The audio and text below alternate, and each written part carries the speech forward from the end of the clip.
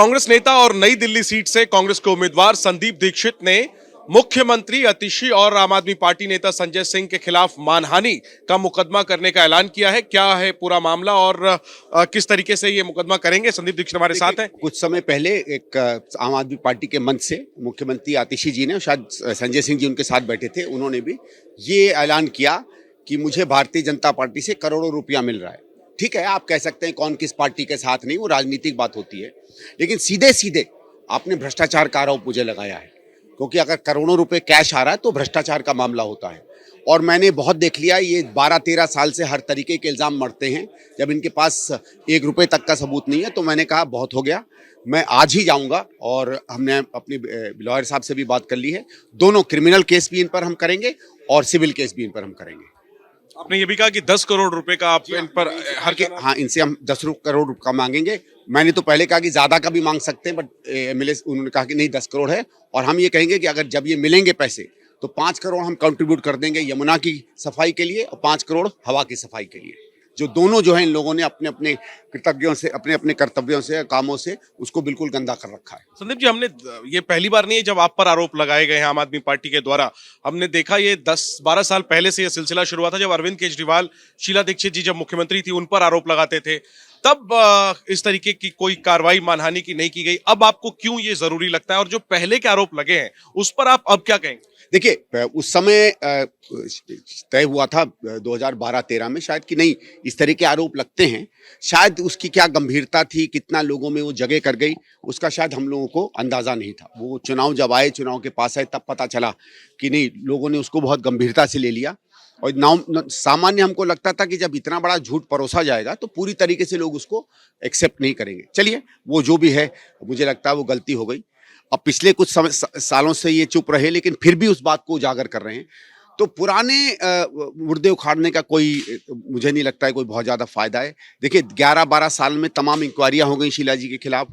विजेंद्र गुप्ता जी ने एक आरटीआई भेजा सीबीआई को, सीबीआई ने स्वयं लिखा कि हमने 37 इंक्वायरी खोली, कॉमनवेल्थ पे किसी में कुछ नहीं मिला। जल बोर्ड को एक आरटीआई गई, जल बोर्ड ने अपने आरटीआई में लिखा कि हमने जितनी थी शीला जी के खिलाफ, एक हम इंक्वायरी नहीं कर पाए क्योंकि कुछ गलत नहीं मिला। तो समय ने उनको बिल्कुल साफ पाक बताया है। मैं कह रहा हूं, मैंने तमाम अथॉरिटीज को लिखा कि आप मुझ पे ही कुछ कर लीजिए, कोई कुछ नहीं कर पाया तो चलिए उस चैप्टर को बंद करते हैं। लेकिन दोबारा से ये फिर उसी भ्रष्टाचारों के आरोपों पे आ जाते हैं, तो अब की बार तो हम जो है कानूनी कार्रवाई इन पे करेंगे। ये 2 सवाल और है मेरे इन सबके बीच। अरविंद केजरीवाल ने ये ऐलान किया है कि सरकार बनी तो पुजारियों को, ग्रंथियों को पैसा देंगे। इसको लेकर बाकायदा रजिस्ट्रेशन अभियान वगैरह शुरू हो रहा है।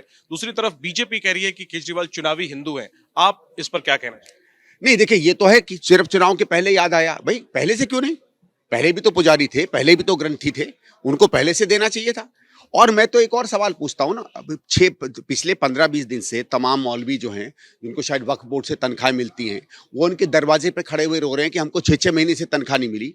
अभी डूटा ने एक चिट्ठी लिखी कि 12 जो हमारे कॉलेज हैं उसमें आप पैसा नहीं दे रहे हैं। उनको शायद 300 या 400 करोड़ चाहिए थे, 100-150 करोड़ दिए हैं, वहां तो काम हो नहीं पा रहा है। प्रोफेसर्स को हमारे तनख्वाहें नहीं मिल पा रही हैं। वो प्रोफेसर्स जो एक तरीके से भविष्य का निर्माण करते हैं, उन्हें तो आप तनख्वाह दे नहीं पा रहे। जिन मौलवियों को आप कमिटेड हैं अपनी स्कीम के अंदर पैसा देने में, उन्हें दे नहीं पा रहे।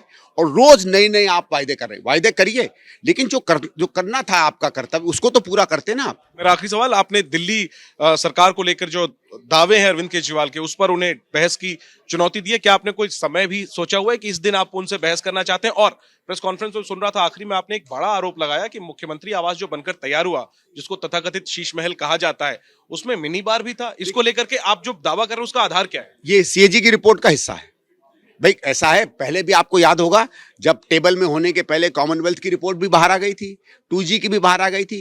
तो अब भी लोग हैं जो बाहर कर देते हैं रिपोर्ट, उसी का ही अंश है ये। मैंने कुछ नहीं लिखा, मैं तो असली में पढ़ रहा था उसको, ऐसे ही मुझे बहुत ज्यादा रुचि नहीं थी, तो मैंने ये शब्द देखा और फिर मुझे एकदम सिसोदिया जी याद आ गए कि इनका तो काम ही था कि हर घर में बार खुल जाए। तो उनका शुरुआत मुख्यमंत्री से करते हैं, क्योंकि हमेशा कहते हैं ना, मैं तो जनता के हर चीज में उनके साथ रहता हूं। तो जब जनता को शराब परोस रहे हैं तो घर में भी इंतजाम तो कर ही लिया, आप शराब परोसे ना परोसे वो जाने। और आपने बहस की भी चुनौती दी है, कब आप उनको चुनौती? वो नहीं लेंगे, जब वो चाहें, वो जब चाहें, जब वो अपने तमाम लोगों को वायदे करने से अलग हो जाएं और उनको ऐसे चैनल ना मिलें जो उनकी बात बिना उल्टा सवाल करे पूछ सके। भाई आप चैनल वालों को कहो कि मैं डेढ़ गुना मैंने एसटीपी कर दी और वो ताली बजाए।